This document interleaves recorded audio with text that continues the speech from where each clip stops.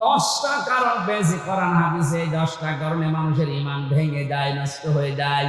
তার ভেতরে 9 নাম্বার কারণ এইটা যে মানুষ পৃথিবীর সব ধর্মকে সঠিক মনে করে, তার ঈমান নষ্ট হয়ে যায়। সোশ্যাল সমাজের ভেতরে উদারতার পরিচয় দিতে গিয়ে আজ অনেককে এরকম উল্টা পাল্টা বোঝাচ্ছে খ্রিস্টান আর ইহুদিদেরকে খুশি করার জন্য। আমি কথা বোঝাতে পেরেছি? এই জন্য আমাদের আফসোস, দুঃখ কোনো কিছুই নেই, কিচ্ছু না পাই। জীবন ব্যবস্থা হিসাবে আমরা পেয়েছি ইসলাম। কি পেয়েছি? আরো জোরে বলেন। নবীজিকে আল্লাহ জানিয়েছেন যে এইভাবে যত নবীকে আমি আল্লাহ ওহী দিয়েছিলাম নবী হওয়ার যোগ্যতা অর্জন করার জন্য, তার ধারাবাহিকতায় আপনাকে আমি দিলাম ওহী। কে দিয়েছি আপনার ওহী? কুরআনান আরাবিয়্যা। আপনাকে আমি দিয়েছি আরবি ভাষায় কোরআন। কোরআন কোন ভাষায়? সবাই বলেন।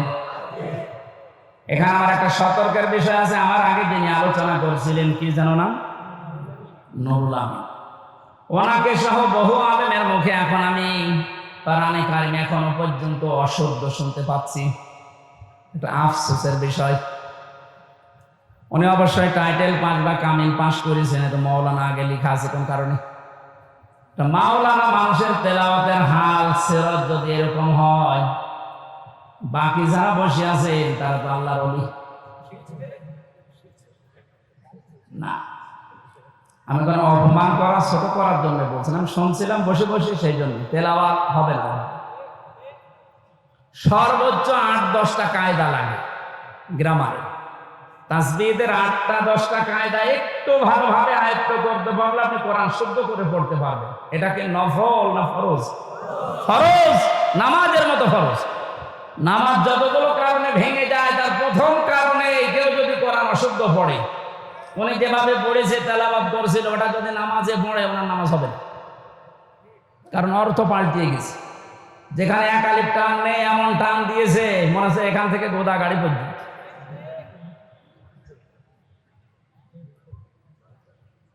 এখানে আশা করছি কোরআনে কারিম এলাকায় যারা পড়ায়, মাদ্রাসা এবং এতিমখানা মসজিদ যেখানে আছে, এই সমস্ত জায়গাগুলো আরো ওপেন করেন। এখন যেহেতু জালেমের আর কোনো আনাগোনা নেই, হ্যাঁ এরপরও কিছু জালেম মুনাফিকের সুরত নিয়ে এখনো পর্যন্ত বিভিন্ন দৃষ্টিকে বাধা দিচ্ছে।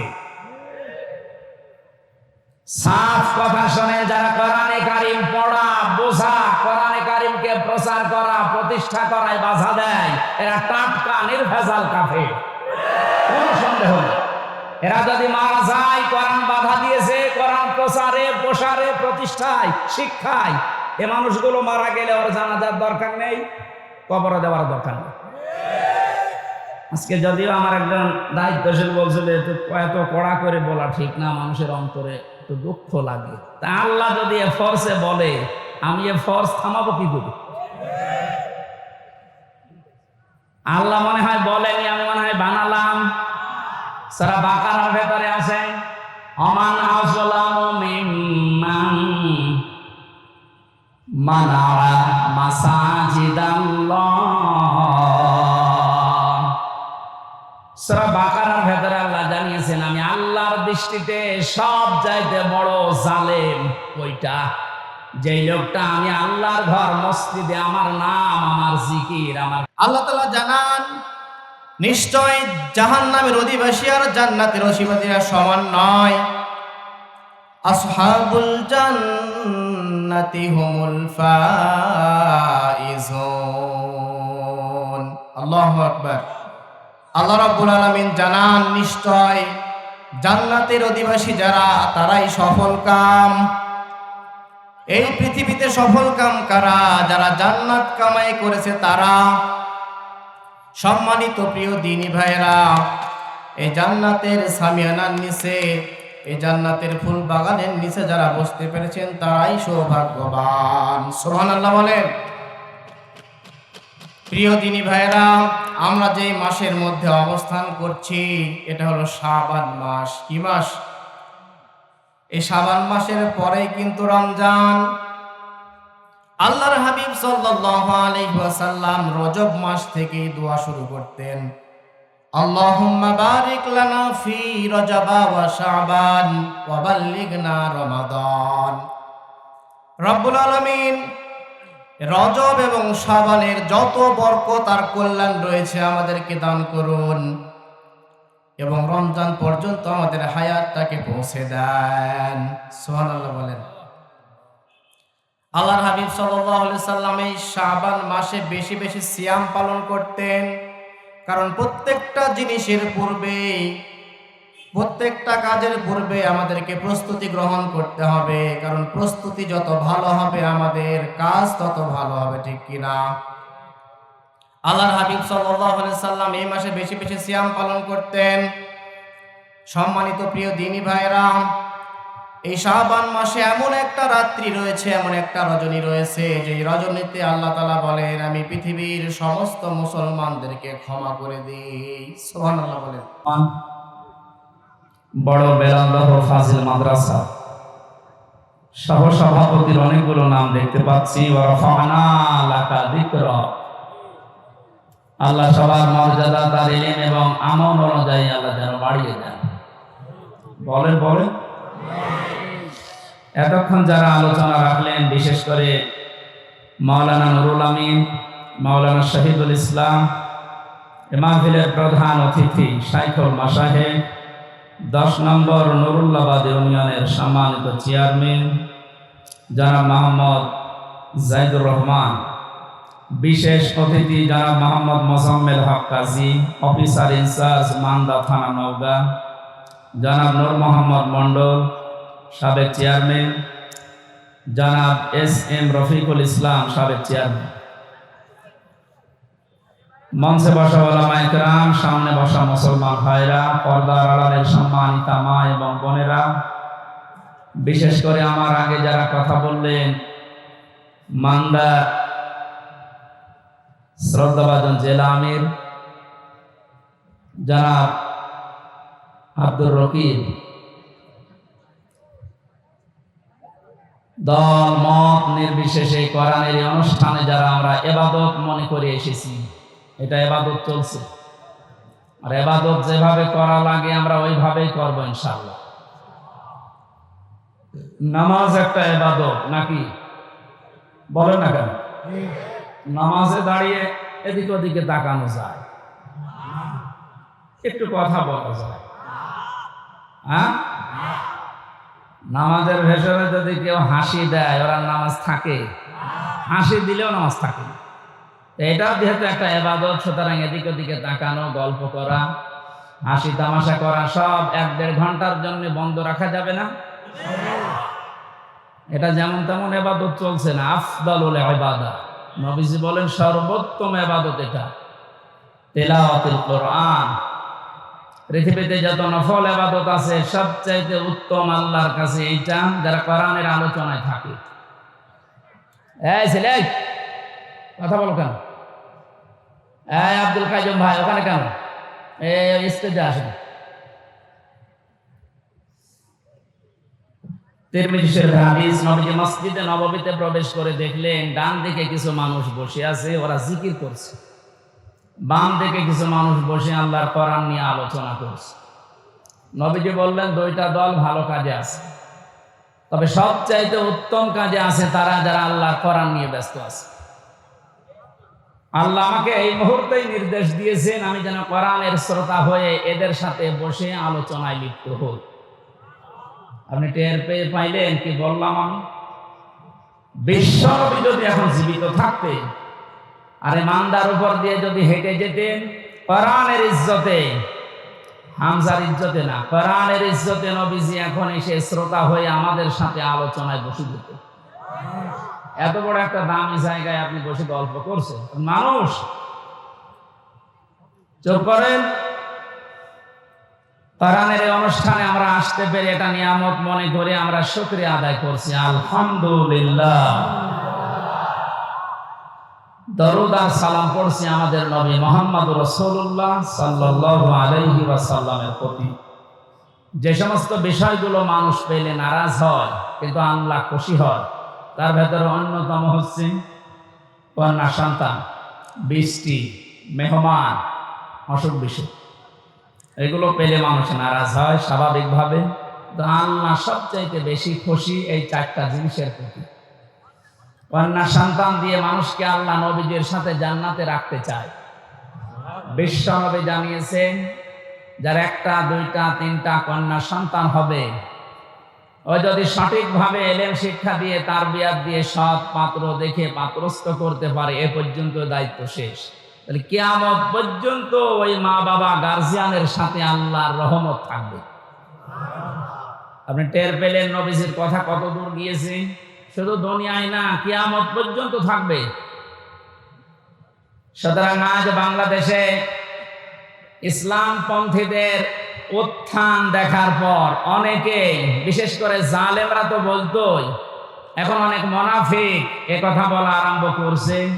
মেয়েদেরকে জুজুর ভয়টা দেখাচ্ছে যে ইসলাম যদি এসে পড়ে তোমাদের কিন্তু ঘরে আটকিয়ে রাখবে। এ কথা অনেকে শুনছি না আমরা। খুশির সংবাদ দিচ্ছে, বাংলাদেশ জামাতে ইসলামীর শ্রদ্ধাভাজন আমির জামাত অনেক ঘোষণা দিয়েছেন, ইসলাম যদি দেশে আসে, আল্লাহ যদি খেদমতের সুযোগ করে দেয়, আমরা গ্যারান্টি দিতে পারি, আজ যারা জুজুর ভয় দেখিয়ে মেয়েদেরকে উল্টা পাল্টা বোঝান, এই মেয়েরা তখন সবচাইতে বেশি খুশি হবে। এবং কিয়ামত পর্যন্ত যত মহিলা এই বাংলাদেশে আসবে, তারা মনে করবে আমরা মায়ের কোলের উপরে আছি। সেরকম গ্যারান্টি ইসলাম দিতে পারে না পারে না? এর ছিল ইসলাম, এখনো ইসলামী আছে, কিয়ামত পর্যন্ত ও ইসলামী থাকবে। যেন আমরা যেন আবার ইসলামের ভেতরে ওলট পালট কিছু না ঢোকায়। কারণ বাংলাদেশ, ভারত, পাকিস্তান এই সমস্ত দেশে আসল ইসলামের চাইতে বানানো ইসলাম বেশি চলে। কথা বলেন না কেন? ওই সমস্ত ইসলাম বাদ দিয়ে আমরা যেটা আসল ইসলাম, ইন্না দীনা ইনদাল্লাহিল ইসলাম, আল্লাহর কাছে যেটা মনোনীত, ওইটা আমরা কায়েম করে প্রতিষ্ঠার মাধ্যমে যে বিজয় পেয়েছি, এটা সর্বোচ্চ চূড়ায় পৌঁছিয়ে দিতে চায়।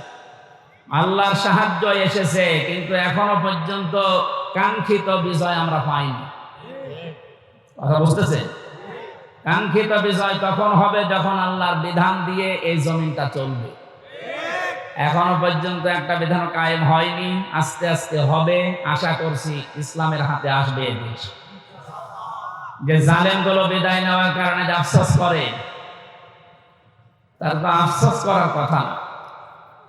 কোরআনে কারীম জানিয়েছে, ওয়ালা ইয়াহসাবান্নাল্লাযীনা কাফারু আন্নামা নুমলি লাহুম লিয়াখায়রুল লিআনফুসিহিম।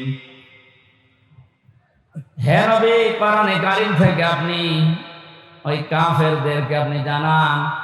আর অনেক কাফেরেরা এই ধারণা করে যে আমাদেরকে আল্লাহ ক্ষমতার চেয়ারে রেখেছেন ভালোবেসে। না, আমি তাদেরকে এই চেয়ারে বসার পর এই যে জুলুম করার জন্য যে ছাড় দিয়ে দিয়েছি, ওরা ছাড় পেয়ে জুলুম করতে আছে। ইন্নামা নুমলি লাহুম লিয়াজদাদু ইসমা। ওদের এই চেয়ার দিয়েছিলাম, টাকা পয়সা দিয়েছিলাম, অর্থ সম্পদ, প্রভাব, প্রতিপত্তি, বিত্ত, বৈভব, এগুলো দিয়েছি এই জন্যে যেন ওদের পাপের মার্জা পুরাপুরি হয়ে যায়। পাপের মার্জা দেখলাম যখন পুরাপুরি হয়ে গেল, 5 মিনিট সময় চেয়েছিল যে একটা বক্তব্য লিখে যায় জাতির জন্য, আল্লাহ সে সময়ও দেয়নি। কারণ ইসমা, পাপ পরিপূর্ণ হয়ে গেছে। আপনি লিখবেন কি? ওয়ালাহুম আযাবুম মুহিন, তাদের জন্য অপমানজনক শাস্তি আমি আল্লাহ রেডি করে রেখেছি। সুতরাং ক্ষমতা পেয়ে যারা, চেয়ার পেয়ে, টাকা পয়সা পেয়ে যারা মনে করেছিলেন যে আল্লাহ আমাদেরকে ভালোবেসে দিয়েছে, ভালোবেসে দেয়নি। আপনার পাপ যেন পরিপূর্ণরূপে পূর্ণ হয়ে যায়, এই জন্য আল্লাহ এই সুযোগটা দিয়েছিলেন। আর আপনি সুযোগকে একেবারে 100 ভাগ কাজে লাগিয়েছেন। এমন কোন হীন অপরাধ নেই যা 15 বছরে হয়নি। এটা আমার আগে যে মেহমান বলছিলেন না, কেউ রেহাই পায়নি, আসলেও তাই। যারা জালেমদের দলে ছিল তারা কি রেহাই পেয়েছে? তাদেরও তো ক্ষতি হয়ে গেল, কারণ জালেমদের দুনিয়াও শেষ, আখিরাতও শেষ। আমাদের নাই দুনিয়া আপনি ধ্বংস করার চেষ্টা ছিলেন, কিন্তু আপনি নিজেদেরকে কি করলেন বলেন? সারা পৃথিবীর মানুষের কাছে এখন একটাই ঘৃণিত নাম, এই জালেমের। এত নিকৃষ্ট কাজ মানুষ করতে পারে আয়না ঘরের নাম নিয়ে, আমি নিজে না থাকলে বুঝতাম না। উপদেষ্টা আসিফ মাহমুদ কয়েকদিন আগে ঘোষণা দিয়েছে, আয়না ঘর বাংলাদেশের যত জায়গায় আছে একটাও যেন ভেঙে ফেলা না হয়। এটা রেখে দেন, সারা পৃথিবীর মানুষরা দুনিয়া এখানে আসবে দেখার জন্য যে বাংলাদেশে কি আছে, তারা যেন আয়না ঘর দেখে যায়। কিয়ামত পর্যন্ত পৃথিবীর মানুষেরা জানবে যে বাংলাদেশে একজন জালেম ছিল। ওরা মনে করেছিল আল্লাহ আমাদের ভালোবেসেই দিয়েছে। সূরা আলে ইমরান 4 নাম্বার পারার 12 নাম্বার পৃষ্ঠা 7 নাম্বার লাইনে আয়াতটি আছে। কাফেররা ধারণা করে যে আল্লাহ আমাদেরকে ভালোবেসে এগুলো সব দিয়ে রেখেছে। আমি যখন প্রথম গ্রেফতার হই ওই 11 সালে, ওসি সাহেব আমাদের থানায় নিয়ে বসে, হুজুর ক্ষমতার মালিক কে? আল্লাহ। আল্লাহ ক্ষমতার মালিক। সূরা আলে ইমরানের 26 নাম্বার আয়াত পড়ে ব্যাখ্যা করেন। কি ব্যাখ্যা করব? উনি নিজে দেখলাম পড়লো, আল্লাহুম্মা মালিকাল মুলকি তুতিল মুলকা মান তাশা ওয়া তুইজ্জু মান তাশা ওয়া তুযিল্লু মান তাশা। আল্লাহ পাক বলেন, নবী আপনি বলেন ক্ষমতার মালিক আমি আল্লাহ, যাকে ইচ্ছা দেই, যাকে ইচ্ছা ওখান থেকে নামিয়ে দেই। এখন যিনি আছে তাকে তো আল্লাহ ভালোবেসেই দিয়েছে। আপনারা লাফালাফি করেন কেন? কথা তো ঠিকই, আল্লাহ তো দিয়েছে তারে, কারণ উনি যারে ইচ্ছা তারে দেয়, যারে ইচ্ছা নামিয়ে দেয়। এই ছেলে কথা বলো, কি কি কারণে? আর এখানে দাঁড়িয়ে কি দেখেন কি আপনি? আর এখানে বসেন না, বাড়ি চলে যান, যান। পেছনে চেল্লাচ্ছে মুরব্বী, দেখছেন না? এই সবাই আবার কয়বার বলা লাগবে আপনার?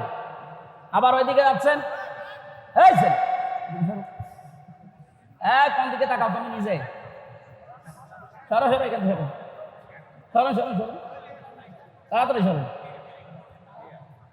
মাইকলা থাকলে যেন বসে থাকে।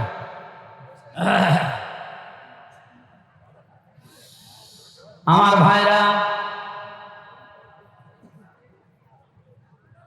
এই জন্য কোরআনে কারীম যারা আমরা শুনতে আজ এসেছি ইবাদত মনে করি, যেভাবে ইবাদত করা লাগে আমি আবার বলছি, আল্লাহ যেন ওইভাবে আজকের 1-1.5 ঘন্টা ইবাদত হিসাবে তিনি লিখে দেন। বলেন আমিন। আজকের তেলাওয়াত কিন্তু আয়াত সূরা শূরা। শূরা শব্দের শাব্দিক অর্থ হচ্ছে সংসদ। শূরা মানে কি? এটা তো আমি বানালাম নাকি?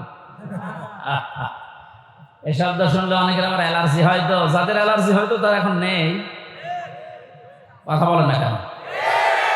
আমার তো মনে হয় কোরআনে কারীমের কথাগুলো বাংলার বিভিন্ন প্রান্তে বলতে গিয়ে যারা আলেমদের এই মাইক কেড়ে নিয়েছে ওদের নামের তালিকা করে এখন মোড়ে মোড়ে টাঙিয়ে দেওয়া দরকার। জালেম দল যেন কিয়ামতের আগে আর নিজের পরিচয় দিয়ে এলাকায় ঢুকতে না পারে।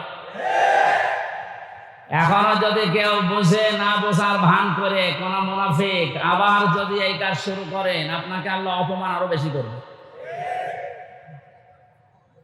কারণ আমির হামজা কথা বলছে ওর বাবার কথা সব নাকি বলেন? এই জন্য আমরা সতর্ককারী হিসাবে এসেছি। আল্লাহ আমাদেরকে নবীদের ওয়ারিস বানিয়েছেন। বিশ্ব নবী সহ যত নবী দুনিয়ায় ছিল সব নবী ছিল সতর্ককারী। আজকের আলোচনার বিষয় হচ্ছে সতর্ক। কি বললাম? আমাদের সতর্ক হওয়া লাগবে। আর এই জন্যই এলাকার মানুষ মিলে এই আয়োজন দিয়েছে যেন আমরা সতর্ক হতে পারি। সূরা মানে সংসদ। 53টা আয়াত দিয়েছেন আল্লাহ, 5টা রুকু আছে। একটা মাত্র আয়াত পড়েছি, 5টা ভাগ করেছেন আল্লাহ এই আয়াতের ভেতরে। আমরা এই 5টা বিষয়ে তাফসীর যেহেতু লিখে দিয়েছেন, ওইভাবে আমরা কথা বলার চেষ্টা চালাবো ইনশাআল্লাহ। এই সমস্যা কি?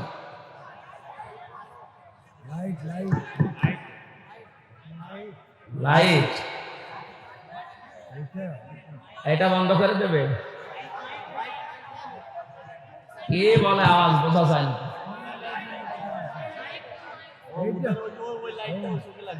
ওইটা এগুলোই মাগরিবের পর থেকে চলছিল, এখন দেখেননি?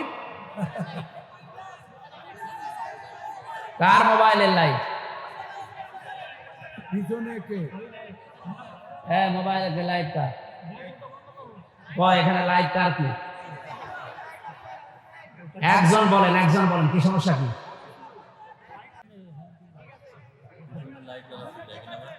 সামনের হ্যাসান লাইট জ্বলে আছে, এই কারণে। তো এতক্ষণ ছিল না জ্বলা?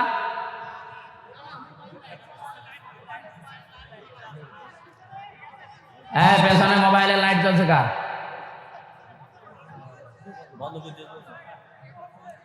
সুবহানাল্লাহ, আলহামদুলিল্লাহ, লা ইলাহা ইল্লাল্লাহ, সুবহানাল্লাহ। এ ফ্যান ধরছে, হ্যাঁ, এ তো রওশনের সাথে চাইতেও আমার রওশনের সাথে লাগিয়ে দিলে চাইতে বেশি জোরে করবে।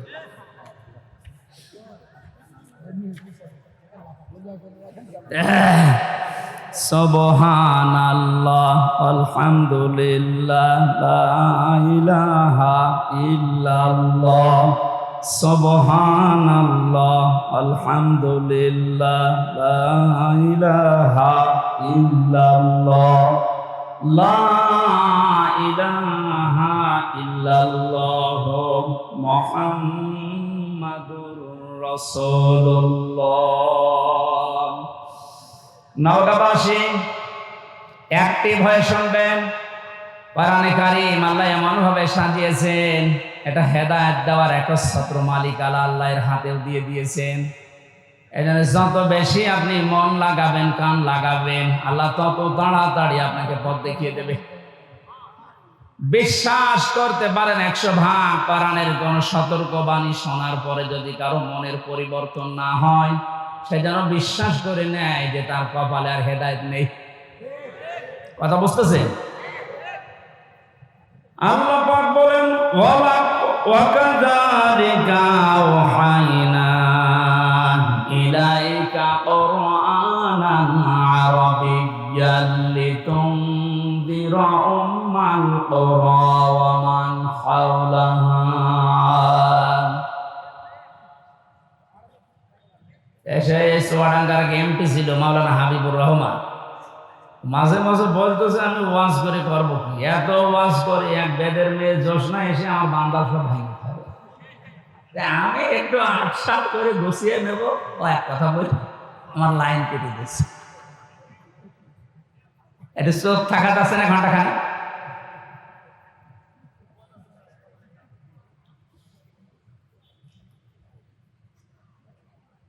চারটা বড় বড় নিয়ামত আল্লাহর কাছে আমরা কথা বলছিলাম, উনি নিজে পছন্দ করেন, কিন্তু তার এই বান্দা বান্দিরা এটা পছন্দ করে না। 1 নম্বরে কন্যা সন্তান। সুতরাং মেয়েদেরকে যে ভয় দেখানো হচ্ছে, বিশ্বনবী ওই ভয়টা 1500 বছর আগে কাটিয়ে গিয়েছেন। কথা বলেন না কেন? আপনারা সব করতে পারবেন, শুধু পর্দা এইটা মেনটেন করে আপনি সব করতে পারবেন, কোনো নিষেধ নেই আপনার। সুতরাং ডান বলেন, বাম বলেন, নাস্তিক বলেন আর যাই বলেন, যারা উল্টা পাল্টা ভয় দেখাচ্ছে, এগুলো তাদের নিজেদের স্বার্থে। আল্লাহ আমাদেরকে বোঝার তৌফিক দিন, বলেন আমিন। 2 নম্বরে মেহমান যে ধরনের হোক, নবীজি বলেন কেউ যদি আল্লাহ এবং কিয়ামতে জবাব দিতে হবে এই বিশ্বাস করে, সে যেন অবশ্যই মেহমানের সম্মান করে। কারণ মেহমান যখন আপনার বাড়িতে আসবে, সে তার নিজের খাবার নিয়ে আসবে, আপনি শুধু আপ্যায়ন করার কারণে পুরাটা সাদগা দেওয়ার সওয়াব পাবেন। 3 নম্বরে বৃষ্টি, এটা মাঝে মাঝে আমাদের উপরে হচ্ছে, এটা আল্লাহর রহমত। 4 নম্বরে রোগ ব্যাধি। 4 নম্বর কি? রোগ ব্যাধি আল্লাহ এই কারণে দেন, বান্দার চলতে ফিরতে উঠতে বসতে যে সমস্ত অপরাধগুলো হয়, আল্লাহর কাছে যাওয়ার আগ পর্যন্ত যেন আপনি একেবারে পুত পবিত্র হয়ে যেতে পারেন। এই জন্য রোগ শোক দিয়ে আল্লাহ মাঝে মাঝে আপনাকে পুত পবিত্র করে নিয়ে যেতে চান। এখানে রোগ শোক হলে আপনি ভেঙে পড়বেন না, আল্লাহর উপরে রাগ বাড়াবেন না, এটা আপনার গুনাহ মাপের কারণ। নবীজি বলেন যদি পায়ে কাঁটাও ফোটে, জ্বর হয়, তাও মনে করবো আমার একটা গুনাহ মাফ হয়ে গেল। বলেন সুবহানাল্লাহ। ওয়ামা সাবাকুম মিন মুসিবাতিন ফাবিমা কাসাবাত আইদিয়াকুম ওয়া ইয়াফু আন কাসীর। সূরা সূরার ভেতরে আছে আল্লাহ জানিয়েছেন যে সমস্ত বিপদ আপদগুলো তোমাদের উপর আমি মাঝে মাঝে পাঠাই, একটা ইচ্ছা করে পাঠাতে চাই না। তোমরা যে অপরাধগুলো করো, এই অপরাধের শাস্তির কারণে কিছু কিছু মাঝে পাঠায়। সব অপরাধের শাস্তি যদি দুনিয়ায় দিয়ে দিতাম, শ্বাস করার সময় পেতে না। এই জন্য রোগ শোক হলে ভেঙে পড়বেন না। কিছু মানুষের অভিযোগ হয়ে যায় আল্লাহর উপরে, আল্লাহ তুমি আমার এই শুধু দেখো, পাশের বাড়িতে কেউ দেখে না। আরে ভাই, আপনার রোগ দিয়েছে যে কোনো একটা অপরাধ মুক্ত করার জন্য, যে কোনো একটা গুনাহ মাফ করার জন্য। নয়তো কঠিন ময়দানে গিয়ে আপনি ধরা খান, এটা আল্লাহ চাই না। এই জন্য এই রোগটা দিয়েছে। সহ্য করে গেলে, ধৈর্য ধারণ করলে দুইটা সওয়াব পাওয়া যাবে। জোরে বলুন সুবহানাল্লাহ। আমরা যা আয়াত পড়েছি এবার ব্যাখ্যায় যাচ্ছি সরাসরি। ওয়াকাযালিকা আওহাইনা ইলাইকা, এইভাবে করে আমি আপনার প্রতি ওহী নাযিল করেছি। এইভাবে, কোন ভাবে? তাফসীরে ফি জিলালিল কোরআনে লিখেছেন, মুফাসসির বলেন এইভাবে মানে এর আগে আল্লাহ বহু নবীকে আল্লাহ ওহী দিয়েছিলেন ঠিক এইভাবে। আমরা জানি 104 খানা কিতাব আল্লাহ দুনিয়ায় দিয়েছেন, তার ভেতরে বড় বড় 4টা, 100টা সহিফা। নবীদের উপর আল্লাহ কম বেশি যেগুলো দিয়েছিলেন, এই 104 খানা কিতাব, 3 খানা কিতাবে আল্লাহ যা দিয়েছেন সবগুলো সামারাইজ করে আমার আল্লাহ কোরআনে কারিমে ঢুকিয়ে দিয়েছেন। তাহলে ওহীর এই ধারাবাহিকতা, নবীদেরকে আমার আল্লাহ পাঠিয়েছেন নবী হওয়ার জন্য যতগুলো যোগ্যতা লাগে, তার ভেতরে 1 নম্বরে নবীরা ওহী পাবে। দুনিয়ার অন্য কেউ ওহী পাবে না, শুধু নবীরা ওহী পাবে। কারা? বলেন বলেন। এখান থেকে কয়েকটা শিক্ষা আছে, আমি সামনে আসছি। আল্লাহ পাক নবীদেরকে ওহী দিয়েছিলেন পূর্ণাঙ্গ শরীয়ত নাযিল করার জন্য। সর্বপ্রথম যে নবীকে ওহী দিয়েছিলেন হযরতে নূহ আলাইহিস সালাম, একেবারে সর্বশেষ কমপ্লিট করার জন্য কোনোদিন আর কিছু লাগবে না। যাকে তিনি ওহী দিয়েছেন তার নাম মুহাম্মাদুর রাসূলুল্লাহ। আল্লাহ পাক তাকে ওহী দিয়ে সর্বশেষ জানিয়ে দিয়েছেন, আলিয়াউমা আকমালতু লাকুম দীনাকুম, হে নবী আজকের এই দিনে আমার যে জীবন ব্যবস্থা, দিন ইসলাম, এটা আমি পরিপূর্ণ করে দিলাম আপনাদের জন্য। আমার যত নিয়ামত ছিল সব আপনাদের জন্য আমি পরিপূর্ণ করে দিলাম। এবং শুধু ইসলামকে পরিপূর্ণ করে শেষ করে দিলাম না, ওয়ারাদিতু লাকুমুল ইসলামা দীনা, ইসলাম জীবন ব্যবস্থা, এটা আমি আল্লাহ নিজে আপনাকে দিয়ে রাজি হয়ে গেলাম। জোরে বলুন সুবহানাল্লাহ। এখানে যারা আছি আমরা অধিকাংশ যেহেতু মুসলিম, সুসংবাদ গ্রহণ করেন। আল্লাহ শুধু ইসলাম দিয়ে শেষ করে দেয়নি।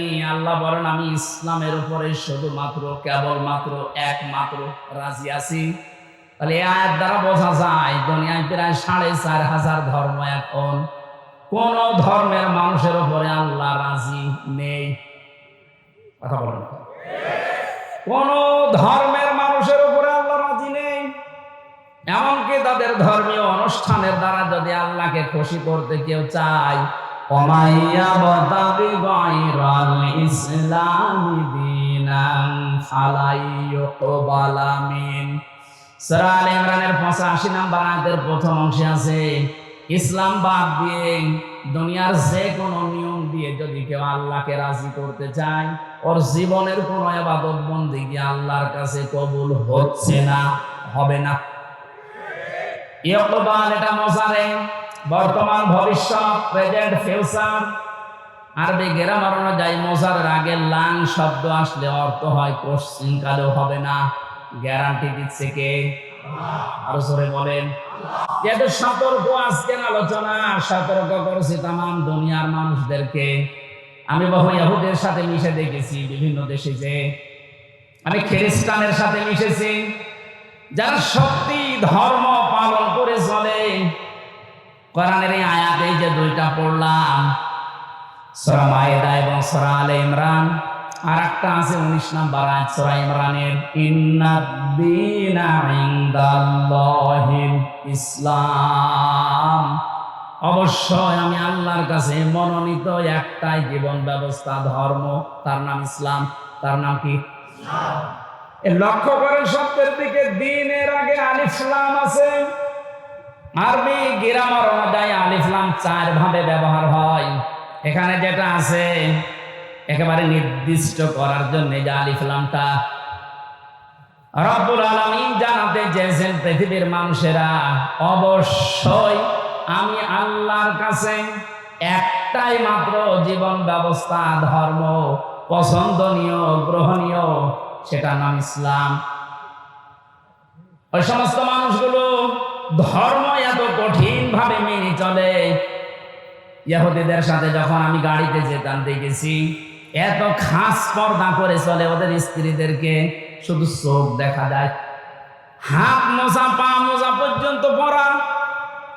খ্রিস্টানের সাথেও মিশে দেখেছি যারা সত্যি ধর্ম মেনে চলে, অ্যাক্টিভ। মুসলমানদের ভেতরে যারা প্র্যাকটিসিং মুসলিম একেবারে 100%, তারা যেমন খাস পর্দা করে চলে, আমি ওইরকম পেয়েছি।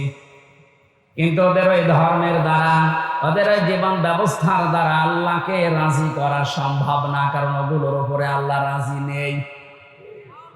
যেহেতু পৃথিবীর সর্বশ্রেষ্ঠ এবং নির্ভুল কিতাব, সর্বশ্রেষ্ঠ সর্বশেষ নির্ভুল কোরআনে কারীম, এটা দিয়ে সতর্ক করলাম। যত জায়গায় আওয়াজ যাচ্ছে, আপনি এখনো চিন্তা ভাবনা করে দরকার হয় ফিরে আসবেন, সময় এখনো আছে। কিন্তু মৃত্যুর গড়গড়ানি শুরু হয়ে গেলে তখন কিন্তু আর তওবাও কবুল হবে না। আশা করি সতর্কবাণীটা আপনি মানবেন। আর আমাদের জন্য সুসংবাদ, দুনিয়া আখিরাতে কিচ্ছু না পাই, ইসলাম পেয়েছি, মানতে পারি আর না পারি। কথা বলেন এখন, হয়তো 100 মানতে পারি না পারি পুরো নিয়মটা, কিন্তু ইসলাম আমি জীবন ব্যবস্থা হিসাবে পেয়েছি, এই জন্য আমি খুশি। আন আব্বাস রাদিয়াল্লাহু তাআলা আনহু قال মান যাবা তামাল ঈমান মান রাদিয়া বিল্লাহি রাব্বা ওয়া বিইসলামি দীনা ওয়া বিমুহাম্মাদির রাসূলিল্লাহ সাল্লাল্লাহু আলাইহি সাল্লাম নাবিয়্যা ওয়া রাসূলা। রাওয়াহু মুসলিম। আল্লাহর নবী জানিয়েছেন পৃথিবীর প্রতিটি জিনিসের আলাদা আলাদা স্বাদ আছে। ঈমান যদি কেউ আনে আর মনে করে আমি স্বাদ পেতে চাই, ঈমানেরও স্বাদ পাওয়া যায়। ঈমানের স্বাদ আছে না নেই? ঈমানের স্বাদ যদি না থাকবে, পৃথিবীতে মানুষ ইসলামের জন্য এত কোরবানি দেবে, এত কষ্ট সহ্য করবে কোন কারণে? অবশ্যই ঈমানের স্বাদ আছে। ঈমানের স্বাদ পাওয়ার জন্য এখানে 3টা পয়েন্ট আমরা পেয়েছি। যে ব্যক্তি আল্লাহকে রব পাওয়ার পরে খুশি হয়ে গেছে, মুহাম্মদ রাসূলুল্লাহকে একমাত্র আদর্শ পাওয়ার পরে খুশি।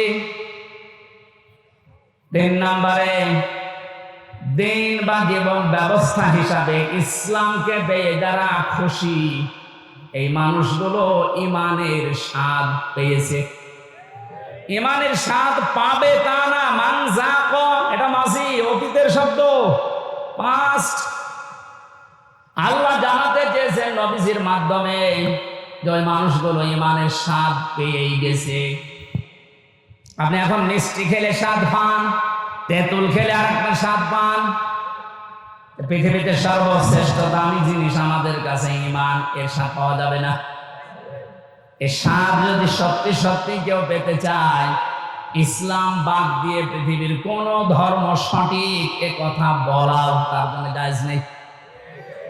যদি আজানকে উদারতার পরিচয় দিতে গিয়ে বলছে না পৃথিবীর সব ধর্ম সঠিক, ইসলাম একটু বেশি সঠিক, এ কথা বললে আপনার ঈমান নষ্ট হয়ে যাবে। কারণ দিনের আগে আল্লাহ আলিফ লাম খেলা করার জন্য দেয়নি। আমার কথা বুঝতেছেন? আমি সেদিন মান্দা কোন জায়গায় এসে বলেছিলাম যে ওযু করলে মানুষের ওযু ভেঙে যায় 7টা কারণে, নামাজে দাঁড়ালে নামাজও ভেঙে যায় 19টা কারণে, হজ করতে গিয়েছে যারা হজও ভেঙে যায়, রোজা রেখেছে যারা রোজাও ভেঙে যায় 2টা কারণে। এরকম প্রত্যেকটি ইবাদতের নষ্ট হওয়ার পেছনে কিছু না কিছু কারণ আছে। কথা বলেন না? সবচাইতে দামি যেটা তার নাম ঈমান। এটা না হলে আপনি জান্নাতের দরজার কাছেও যেতে পারবেন না। এই ঈমানও মানুষের ভেঙে যায়, নষ্ট হয়ে যায়। 10টা কারণ পেয়েছি কোরআন হাদিসে, 10টা কারণে মানুষের ঈমান ভেঙে যায়, নষ্ট হয়ে যায়। তার ভেতরে 9 নাম্বার কারণ এইটা যে মানুষ পৃথিবীর সব ধর্মকে সঠিক মনে করে, তার ঈমান নষ্ট হয়ে যায়। সোশ্যাল সমাজের ভেতরে উদারতার পরিচয় দিতে গিয়ে আজ অনেককে উল্টা পাল্টা বোঝাচ্ছে খ্রিস্টান আর ইহুদিদেরকে খুশি করার জন্য। আমি কথা বোঝাতে পেরেছি? এই জন্য আমাদের আফসোস, দুঃখ কোনো কিছুই নেই, কিচ্ছু না পাই। জীবন ব্যবস্থা হিসাবে আমরা পেয়েছি ইসলাম। কি পেয়েছি? আরো জোরে বলেন। নবীজিকে আল্লাহ জানিয়েছেন যে এইভাবে যত নবীকে আমি আল্লাহ ওহী দিয়েছিলাম নবী হওয়ার যোগ্যতা অর্জন করার জন্য, তার ধারাবাহিকতায় আপনাকে আমি দিলাম ওহী। কে দিয়েছি আপনার ওহী? কুরআনান আরাবিয়্যা। আপনাকে আমি দিয়েছি আরবি ভাষায় কোরআন। কোরআন কোন ভাষায়? সবাই বলেন। এখানে আমার একটা সতর্কের বিষয় আছে। আমার আগে যিনি আলোচনা করছিলেন কি জানো না? নুরুল আমিন। ওনাকে সহ বহু আলেমের মুখে এখন আমি কোরআনে কারিম এখনো পর্যন্ত অশুদ্ধ শুনতে পাচ্ছি। এটা আফসোসের বিষয়। উনি অবশ্যই টাইটেল পাস বা কামিল পাস করেছেন, এটা মাওলানা আগে লেখা আছে কোন কারণে? মাওলানা মানুষের তেলাওয়াতের হাল সিরাত যদি এরকম হয়, বাকি যারা বসে আছে তারা তো আল্লাহর ওলি না। আমি কোনো অপমান করা, ছোট করার জন্য বলছিলাম, শুনছিলাম বসে বসে, সেই জন্য তেলাওয়াত হবে না।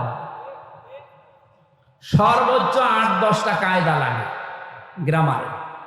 তাসবিহের 8টা-10টা কায়দা একটু ভালোভাবে আয়ত্ত করতে পারলে আপনি কোরআন শুদ্ধ করে পড়তে পারবেন। এটাকে নফল না ফরজ? ফরজ, নামাজের মতো ফরজ। নামাজ যতগুলো কারণে ভেঙে যায়, তার প্রথম কারণে কেউ যদি কোরআন অশুদ্ধ পড়ে, উনি যেভাবে পড়েছে তেলাওয়াত করেছিল, ওটা যদি নামাজে পড়ে ওনার নামাজ হবে না, কারণ অর্থ পাল্টিয়ে গেছে। যেখানে এক আলিফ টান নেই এমন টান দিয়েছে মনে হচ্ছে এখান থেকে গোদা গাড়ি পর্যন্ত।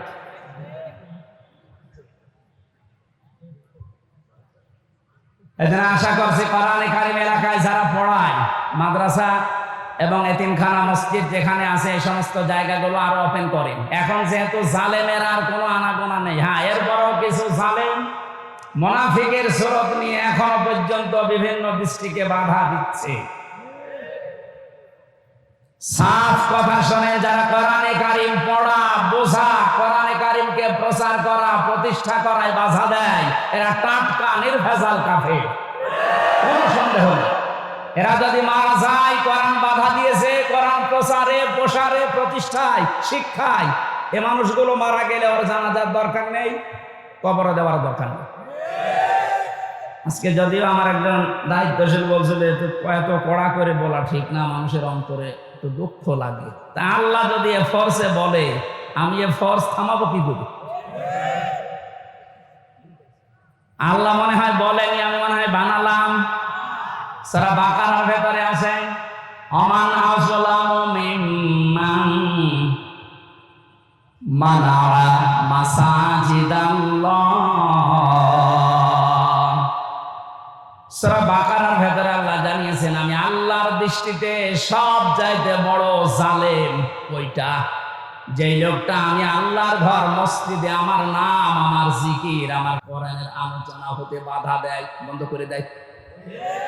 এ 15 বছরও কোন জালেমের এরকম সাহস হয়নি যে কোরআনে কারিম মসজিদে পড়লে বাধা দিয়েছে, বন্ধ করে দিয়েছে। কিন্তু এখন আমি অনেক জালেমকে প্রকাশ্য দেখতে পাচ্ছি, মসজিদে কোরআনের দার্স হচ্ছে, মুসলমান নাম যে বন্ধ করে দিচ্ছে। আরে ভাই, কাজ তো কাফেরের কাজ। আপনি যে নামেই করেন না কেন, বুঝে করেন আর না বুঝে করেন, এখনই থামেন, নাইলে আপনি চিরবঞ্চিত হয়ে যাবেন হেদায়েত থেকে। আপনার দুনিয়াও হারাবেন জালেমদের মতো, আখিরাত তো হারিয়ে ফেলেছেন। ওখানে যদি হামজার কথায় বাধা দেওয়া হতো কিচ্ছু মনে করতাম না, আরো বাহবা দিতাম, বাধা দেন, কিন্তু কথাগুলো তো হামজার না, আল্লাহর হামজা অ্যাডভার্টাইজ করছে। আমি আয়াতটা আপনাদেরকে লাইন পারা পৃষ্ঠা দিয়ে বলছি, আবার মন খারাপ করবে অনেকে যে না এটা মনে হয় বানিয়ে বলছে। অমানা যুলামু মিম্মান যুকির মিম্মান মানা মাসাজিদাল্লাহি, একটা একটা করে অর্থ বলছি। ওয়া মানে এবং মান মানে যে ব্যক্তি, আযলাম ইসমে তাফসীর, এটা সুপারলেটিভ ডিগ্রি, এর চাইতে বড় শব্দ আর ভয়ঙ্কর শব্দ কোরআনে নেই। আল্লাহ বলেন সবচাইতে বড় জালেম ওই লোকটা। ইংরেজিতে যেমন গুড, বেস্ট, বেটার বলে, এই যে এটা সেটা, এর চাইতে আর বড় কিছু হয় না আরবি ভাষায়। আল্লাহ এত বড় শব্দ ইউজ করার পরে বলেন আমার দৃষ্টিতে বড় জালেম কে আপনি দেখতে চান? ওই লোকটা মিম্মান মানাওয়া, যেই লোকটা বাধা দেয়, নিষেধ করে, প্রতিবন্ধকতা সৃষ্টি করে, মাসাজিদাল্লাহি, আল্লাহর মসজিদে।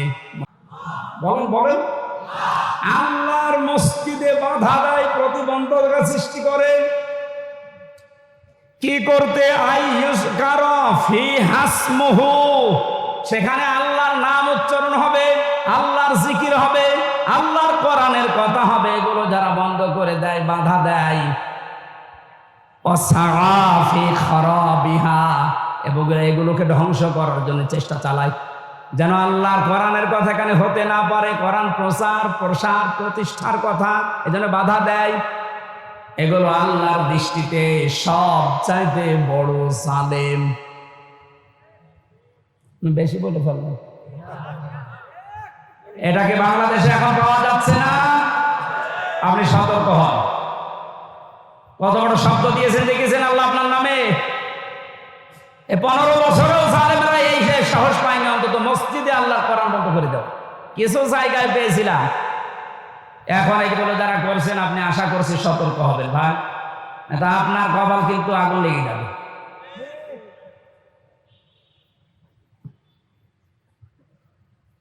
এই আয়াতের ভেতরে পেয়েছিলাম কোরআনান আরবিয়্যা, কোরআনে কারীম আপনার পথে আমি দিয়েছি ইংরেজি ভাষায়।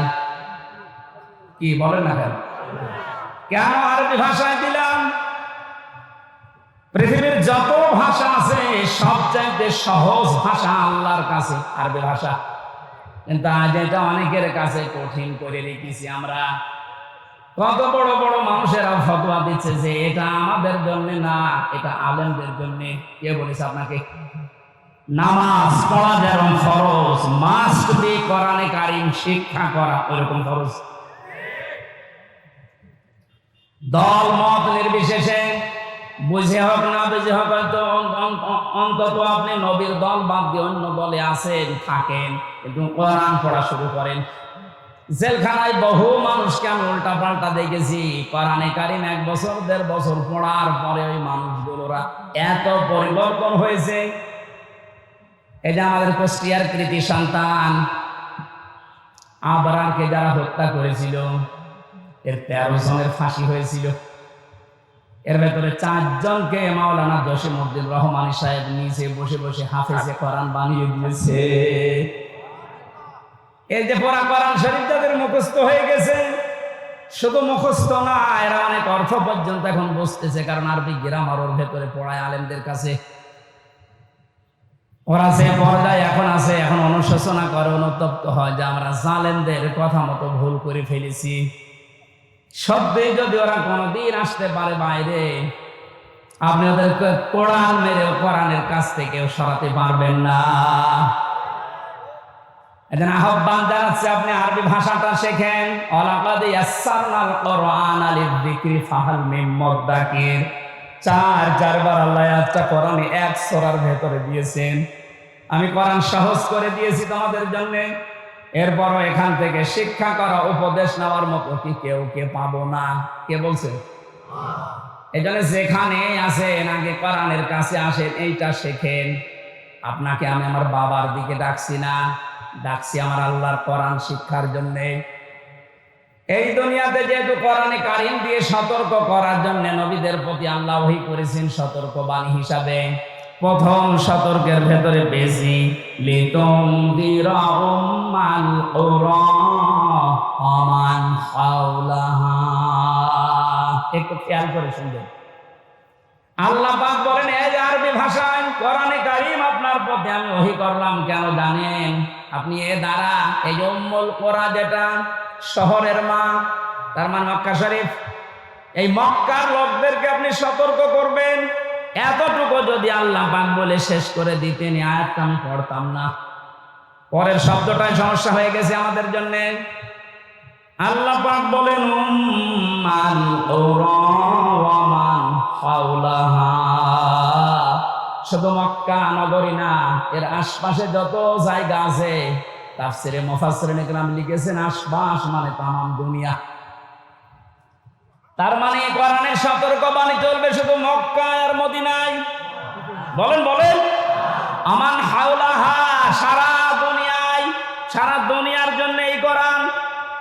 যেহেতু এখানে নাজিল হয়নি তারপরও হাওলাহার ভেতরে বাংলাদেশও আছে। এই জন্য আপনাকে আমি কোরআন দিয়ে আজকে সতর্ক করব কয়েকটা, যেগুলো আমরা পাবো সামনে। কোরআনে কারিম দিয়ে সতর্ক করার পরেও যদি কোনো মানুষের যে আগে বললাম যে পরিবর্তন আসছে না, আপনি মেনে নিতে পারেন, বিশ্বাস করতে পারেন যে আল্লাহকে আপনাকে আল্লাহ জাহান্নামে দেবে। কারণ এর চাইতে অথেন্টিক সতর্ককারী কিতাব দুনিয়াতে আল্লাহ আর দেয়নি, কিয়ামত পর্যন্ত দেওয়ার সম্ভাবনাও। আরো জোরে বলেন। কোরআনে কারিমে আল্লাহ জানিয়েছেন ইত্তাবিউ মা উনজিলা ইলাইকুম মির রাব্বিকুম ওয়া লা তাত্তাবিউ মিন দুনিহি আউলিয়া ক্বালিলাম মা তাযাক্কারুন। হে নবী, সবাইকে বলেন তারা যেন সবাই আঁকড়িয়ে ধরে ইত্তেবা করে, অনুসরণ করে যেটা আপনার প্রতি আমি আল্লাহ নাজিল করলাম, তার নাম বলেন বলেন আরো জোরে। তাহলে এখানে আর কোনো মতভেদ আছে যে কোরআন আঁকড়িয়ে ধরার ব্যাপারে কোনো ফতোয়া আছে? কোনো মতভেদ, মত পার্থক্য অন্য বিষয়ে থাকতে পারে, কোরআনের ব্যাপারে আমাদের সব এক হওয়া লাগবে। এই নির্দেশ আল্লাহর। আল্লাহর পরবর্তীতে বলেন ওয়ালা তাত্তাবিউ, অনুসরণ করবা না মিন দুনিহি আউলিয়া, কোন ওলির। শাব্দিক অর্থ শোনার পরে মনে হচ্ছে আল্লাহ তার ওলিদের বিরুদ্ধে। এ না মানে আপনি বলেন শাব্দিক অর্থ যেটা করলাম আল্লাহ ওলিদের বিরুদ্ধে মনে হচ্ছে। ওয়ালা তাত্তাবিউ, কে অনুসরণ করবা না মিন দুনিহি আউলিয়া, ওলির বহু বচন আউলিয়া, কোন ওলির অনুসরণ দরকার নেই। শাব্দিক অর্থ শোনার পরে কিন্তু মনে হচ্ছে যে আল্লাহ মনে হয় তার ওলিদের বিরুদ্ধে। তাফসিরে আমি যতগুলো মিলিয়েছি আয়াতের সাথে, সব মুফাসসির এভাবেই লিখেছেন। আল্লাহ পাক ভালোভাবে জানেন দুনিয়াতে এমন সময় আসবে যে সময় আমার অনেক বান্দা বান্দি আবেগে আল্লাহর চাইতে ওদের আব্বাকে বড় মনে করবে। সে সময় আসতে এখনো দেরি আছে। কথা বলেন, সে সময় পার হয়ে গেছে। আল্লাহর চাইতে আব্বাকে এত বড় মনে করেছিল, আল্লাহর ঘোষণা ওর পছন্দ হয়নি। আল্লাহর ঘোষণা ছিল কি? মিল্লাতা আবিকুম ইব্রাহিম, তোদের আছে জাতির পিতা ইব্রাহিম। এটা কোরআনের আয়াত না? এক কথা বলেন না কেন? এটা পুরা উল্টিয়ে। জাতির পিতা ইব্রাহিম আমরা মানি না, আমার পিতা ইব্রাহিম, আমার পিতা জাতির পিতা।